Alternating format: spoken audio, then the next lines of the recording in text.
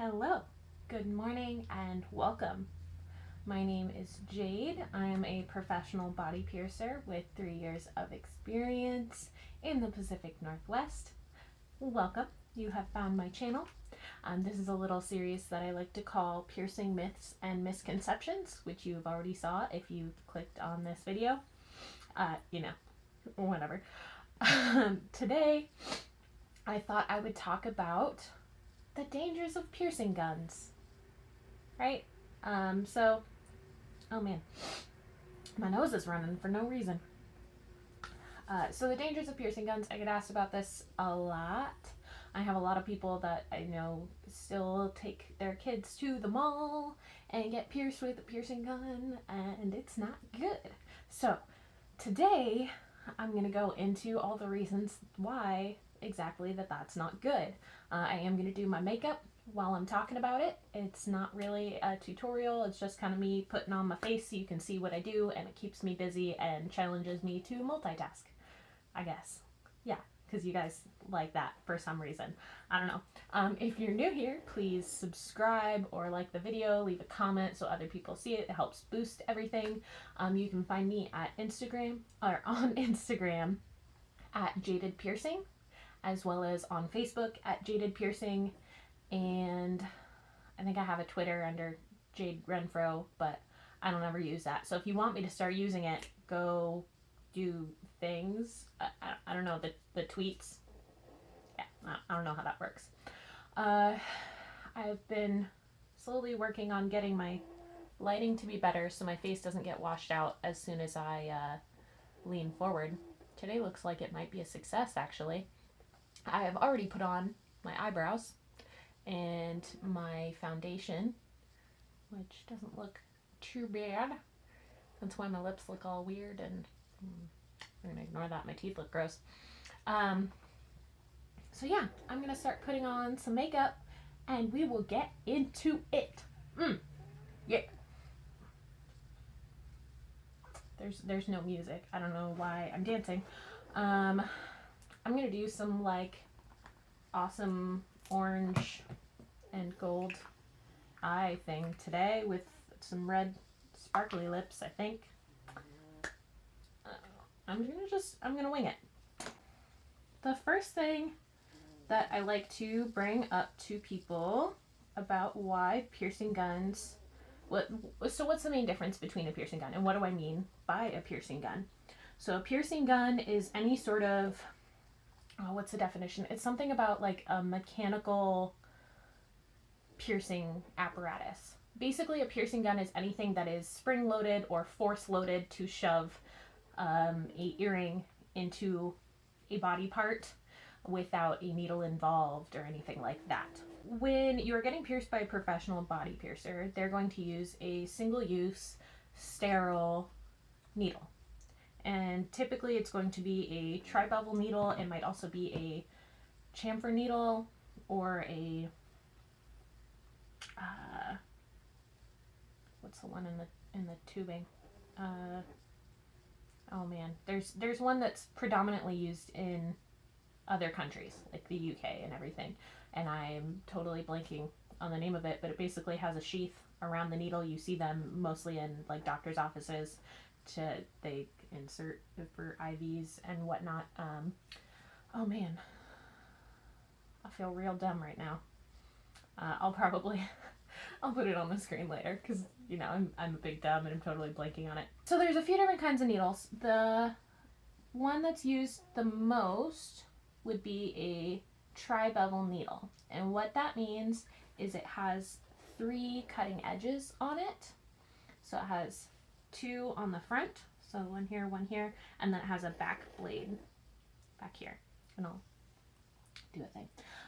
But what that does is it makes a smooth C-shaped incision in the tissue, which then allows for jewelry to be placed in the hole with minimal trauma and providing the best starting point to heal a piercing.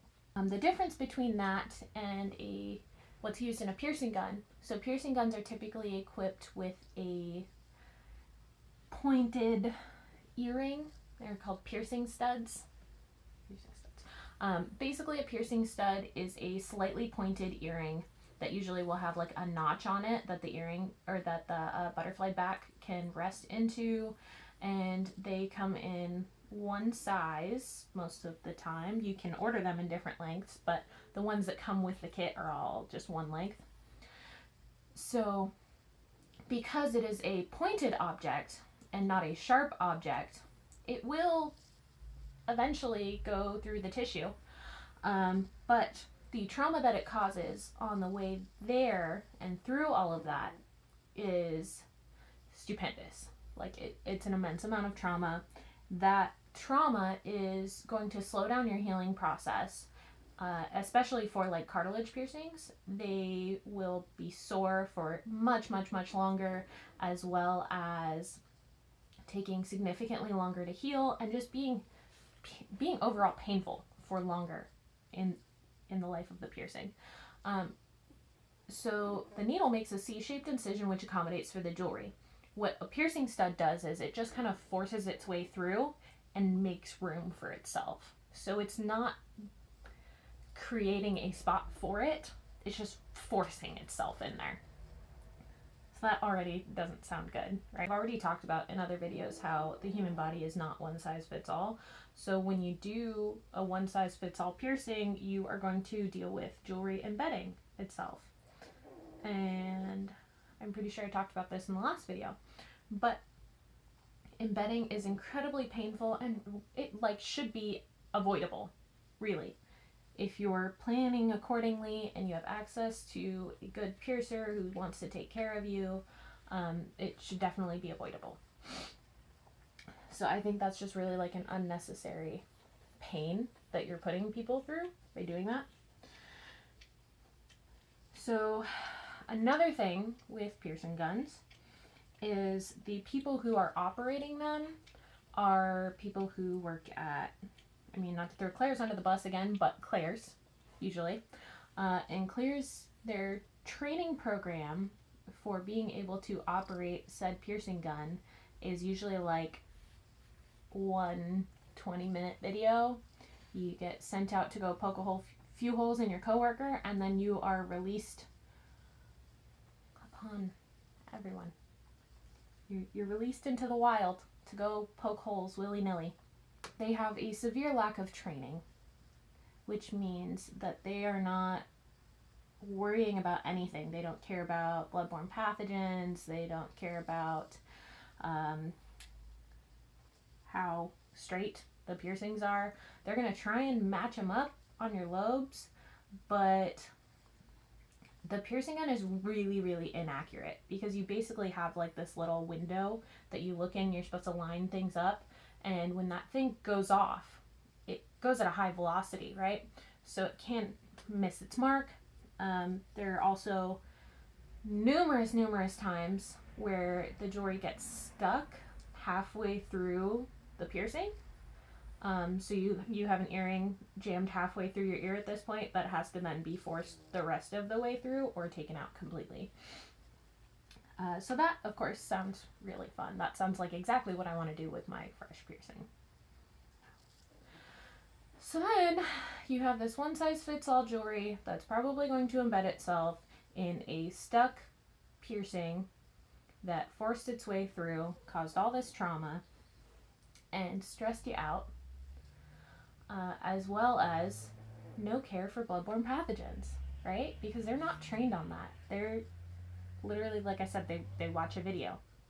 And I've talked to people that worked at Claire's, and they felt wildly unprepared and didn't feel like they should be doing what they were doing a lot of the time. I'm sure there are some that just don't care, but that's going to be with anything. That's besides the point. So you have these teenagers poking holes in people, not knowing what they're doing, not caring, but also piercing guns can't be sterilized. So generally piercing guns, there are a few different kinds, but most of them are made out of plastic and might have like a couple metal pieces inside of there, but are usually like the body of it is plastic. So that plastic can't withstand high temperatures, which in the piercing industry or tattoo industry, anything like that, if you want to sterilize something, you are going to use some sort of autoclave, right? And an autoclave is basically a high temperature, high pressure, depending on the model, sterilizer. And there's different ones, so it's not like a blanket. Like there's different versions. Not all of them are the same. Not all of them are rated to clean inside of hollow instruments. So it's really important that you're like knowing what you're getting yourself into when you don't just like buy an autoclave if you're trying to sterilize stuff. For the record, like there's different kinds. And so it cannot survive high temperatures, which means if you try and sterilize that in an autoclave, which first of all, clairs don't even have that at all. They don't care. It is going to melt, right? So that means it can't be put in an autoclave, obviously. Meanwhile, every time you do one of those ear piercings, because things are being forced at a high velocity through tissue, that means there is going to be biomatter sprayed inside of that gun. So what that means is blood spray, right? Blood spray inside of that gun. And nooks and crannies that can't be cleaned out because it can't go in an autoclave, right? As well as their version of sterilizing it, it's wiping it down with alcohol. In case you don't know, I assume you don't because you're watching this, or maybe you do because you're watching it, I don't know. Alcohol doesn't kill bloodborne pathogens. So that means hepatitis, HIV, any of those communicable diseases that you can get from bodily fluid exchange are living inside of that piercing gun. Yeah. So that means, especially if you're getting, it's one right after another, they're just wiping it down real quick and then they're going on to the next person. You know where I'm going with this. Basically, one of the easiest ways to get hepatitis nowadays is from a piercing gun, unfortunately. As disgusting as that is. Yeah. I'm sorry. It's really gross. If you've been pierced with a piercing gun, you should probably get tested. I mean, you should get tested anyways on a regular basis just because it's good for your health, to make sure you're not like unaware of things going on with your body. But it is definitely important that you're not sharing things like that with other people unknowingly.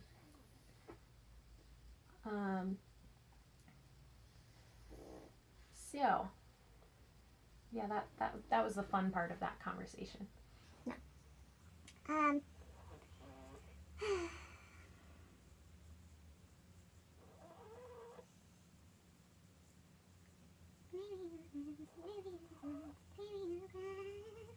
You're the best I ever had, the best I ever had, the best I ever had.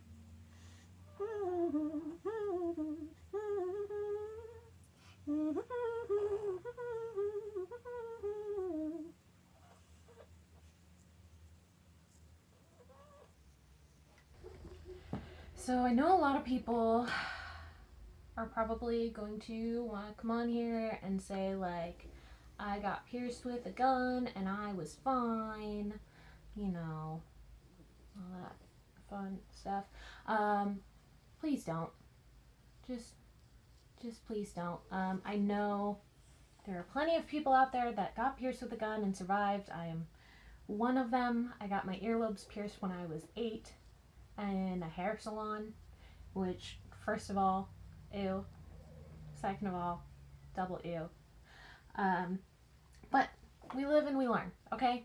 So the most important thing that I want everybody to take out of these videos is that I'm not trying to berate or scold or, treat anyone like they don't, like I know better than you, because I'm a human being. Of course I make mistakes and I, am not perfect and don't do everything right the first time. Who does? We're all human, right? But I just like to live by the truth of, if you learn from your mistakes and you know not to do them again, then they're not mistakes. They were worth having done that one time. Because really, you're alive to tell the tale, and now you know not to do it. So please, please, please, please, please, please, don't tell me about your story about how you got pierced with a gun and you were fine. I mean, good for you. I'm glad that you're alive. I just don't want to hear about it because it doesn't do me any good. It doesn't dispute the fact that, you know, how dangerous and harmful guns really are. So you have, you know, these youngsters, you have these teenagers piercing people and not knowing what they're doing. They're causing irreparable damage, as well as these are usually children that are getting pierced, right? You bring your infants to the mall to get pierced. So you are running the risk of your 6-month-old child getting hepatitis because you wanted their ears to be sparkly. And I get cultural things, different people just do things differently based on their culture and how they were raised, and that is, you do you. I can't say anything about that. I personally don't pierce infants or children that can't consent to a piercing. I'm a firm believer that if you are going to modify your body, you should be of a conscious age and knowledge to either agree or disagree to whatever it is that you're getting done. But like I said, I'm not your parent. I'm not, the kid's not mine. I can't make that decision. I get it. I do just think that it's unnecessary. And that's my personal opinion. You can yell at me for that if you want to, but I know several people that agree with me, which doesn't make it any more valid because, a whole village can agree on something and have it still be wrong. I'm just saying, if you are going to get your child's ears pierced, please, please, please do as much research as you can. You owe yourself and your child at least that courtesy. Do as much research, get it done safely. I know that there are piercing studios and tattoo studios that do offer infant piercing. They're very particular and, they have set rules, but it is definitely a option. And I am sure you can find someone in your area if you are patient and willing to look hard enough. And then you can get it done safely. But do keep in mind that your ears and your nose never stop growing throughout your entire life. So even when you're 70, your nose and ears are still getting bigger, longer, things like that. So chances are, if you're getting that child's ears pierced when they're an infant, in a couple years, they're probably going to be crooked because that child's ears have grown. And then they are stuck with lopsided piercings for the rest of their life because they've had them for so many years now and they didn't get any say in the matter. And now they are crooked. This kind of sounds like I'm being a judgmental asshole. I kind of am, but I'm also not trying to be. I'm just giving you facts, I guess, here. Obviously, if you are watching this video, then you care about piercing a little bit. So, or you just care about the weird makeup that I do. I don't know. But what I'm saying is, please be responsible. Think about your modifications before you get them done. Go to reputable places that, you've done lots of research on. Don't just go to the cheapest or easiest place. Just because it's convenient or cheap does not mean it is good, and you are permanently modifying your body. Even if we're not talking about earlobes, infants' earlobes, Every single piercing or tattoo, you are modifying your body permanently. There's no going back from that once it's done. So if you just go to the quickest, easiest place, you could really face irreparable damage to your body. And I'm just like, please don't. Like, just do research. It's not that hard to look up reviews for a place and see what quality jewelry they use and, you know, what stuff they can do to have you offer you the safest piercing experience possible. They're very not even, but you know, things be like that sometimes. Also, I ran out of the right shade of eyebrow product, so this is like black. Luckily, some of my brown is growing in, so it doesn't look so out of place, but I did that when my hair was like freshly dyed, and it was so, like, such a stark difference. It felt so out of place and awkward. It was just like, oh, cool, I have black eyebrows and green hair, yay. Yeah.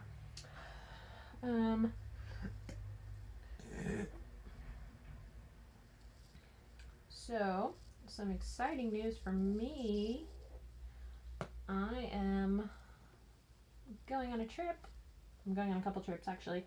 So, fun fact, I have never flown by myself in my entire life. I've always been with other people, and I've only been on a plane, I think, like 4 times in my entire life. And 2 of the times was like, you know, a flight to and from California when I was a little kid, like little, like elementary school still. And then the second time was when I was in high school. So that was like 8 years ago. And that was to Hawaii, which was like a really long flight, but I went with a bunch of family, so I didn't really have to worry about anything. I'm flying to Arizona this week by myself. I got to go hang out with my mom and stuff. And then I'm gonna come back and go on another flight to an undisclosed location. Oh, the mystery. No, I'm going to Utah. But I'm gonna fly to Utah for a few days and hang out with some people and do some stuff. And I am very anxious. So I'm not anxious about like flying itself. Like being up in the air doesn't bother me, even though I am afraid of heights. Like I feel like a plane is just a different situation, because it's like I'm enclosed in something, even though it's like a big metal death trap basically.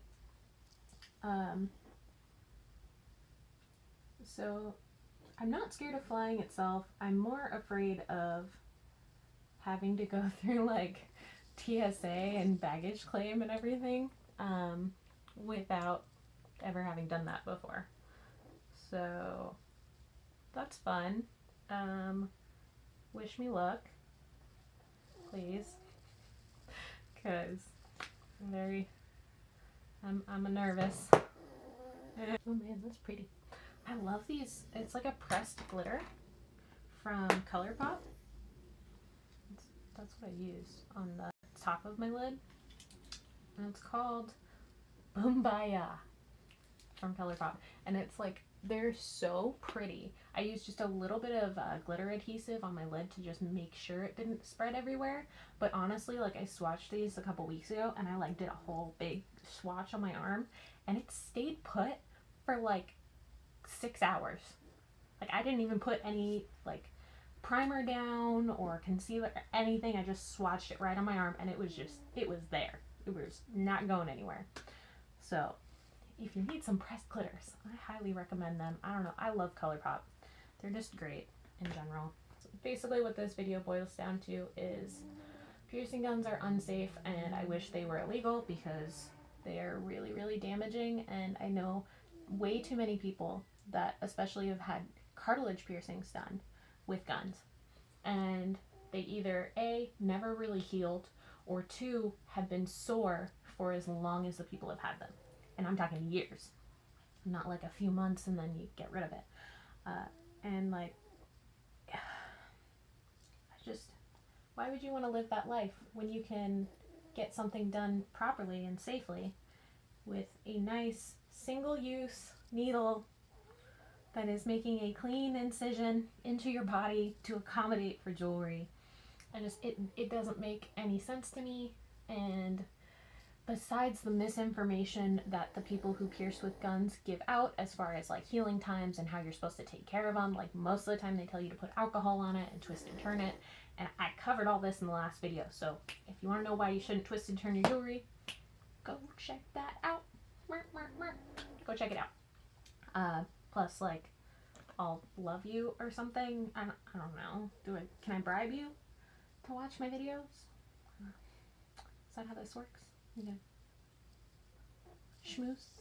Also, thank you guys for being awesome. I just reached, it was like 124 subscribers as of this morning, I think.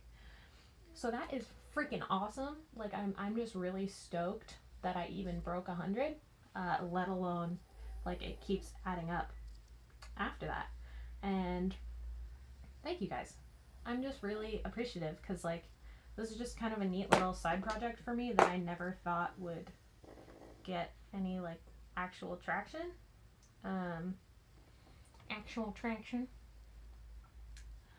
But I'm really happy that it is, and I know my keloids versus pressure bumps video is probably getting like the most, and it is, that makes me so happy, honestly. The more people that I can tell that, you know, keloids and pressure bumps are different, that's awesome. I love it. It just makes me really happy. So thank you guys for being awesome and, you know, spreading the love and showing me your support. I'm really happy that so many people, when I put this idea out on Instagram and Facebook initially, so many people were interested, but that like so many people have actually followed through with that and not just been like, oh yeah, I said that I would watch and subscribe, but like I don't actually care. I'm not going to spend, you know, 20 to 30 minutes of my life watching your dumbass video and watching you ramble and talk about stupid shit because you're a big dumb bitch. Just kidding. Nobody's ever said that to me. I just imagine that that's what people think in their minds. That I'm just a big dumb bitch. Probably not. I don't know. I am kind of. You know, same old, same old. I did post a video on my Instagram kind of explaining some things with my work situation right now. And if you are at all interested in that or were planning on getting pierced by me, I do suggest you go watch that because it's got some crucial information on there. I don't know if it's going to get any better than that. I just got lipstick all over all the things.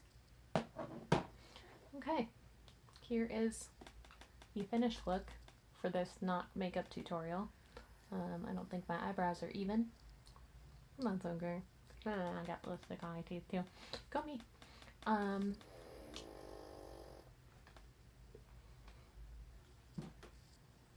Okay.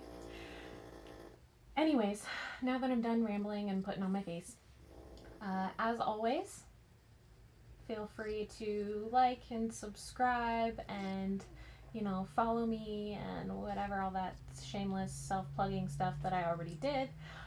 Otherwise, if you have any questions or things that you're curious about or things that you want me to make a video on that you maybe don't know about, please let me know in the comments down below, as well as you could send me a message on Instagram or whatever you want to do. Maybe I'll put a poll on Instagram.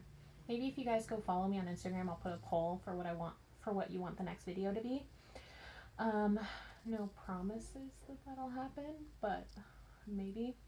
Who knows? I mean, I'm going out of town. I don't know if I'm going to have time to film anything. I'm going to try, though. Anyways, I'm going to stop rambling now. I hope you all have a fantastic day, and that you're enjoying whatever weather you might have, and that you're doing all the things that you want to do and achieving all your goals and your dreams and your hopes. And I hope that you enjoyed this video at least a little bit. If not, I guess, like, bye, whatever. But I hope you all have a wonderful day.